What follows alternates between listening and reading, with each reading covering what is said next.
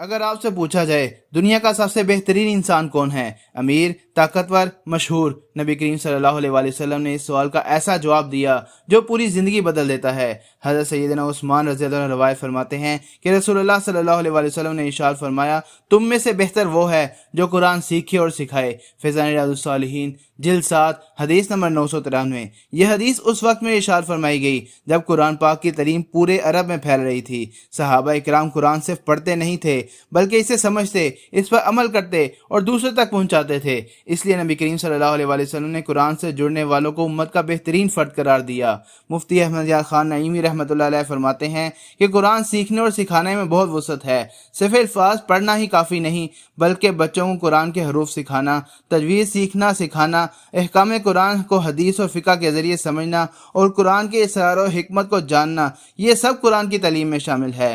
علماء کرام نے فرمایا کہ فقہ دراصل قرآن کے احکام کو سمجھنے کا نام ہے، اس لیے قرآن کو سمجھ کر زندگی میں نافذ کرنا سب سے بڑی کامیابی ہے۔ حضرت آدم علیہ السلام علم والے تھے، اس لیے فرشتوں پر فضیلت دی گئی۔ یہ ہمیں بتاتا ہے کہ علم قرآن انسان کو بلند مقام عطا کرتا ہے۔ قرآن صرف تلاوت کی کتاب نہیں، ہدایت، علم اور زندگی گزارنے کا مکمل نظام ہے۔ روزانہ قرآن پڑھنے، سمجھنے اور کم از کم ایک بات دوسرے تک پہنچانے کی کوشش کریں۔ صرف خوبصورت آواز کافی نہیں، قرآن پر عمل، ادب اور صحیح عقیدہ بھی ضروری ہے۔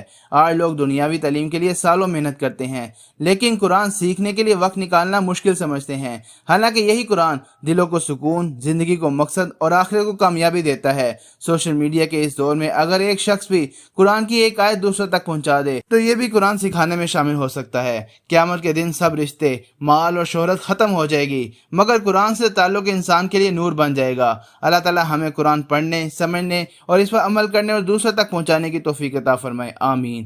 صلو علی الحبیب صلی اللہ علیہ وآلہ وسلم۔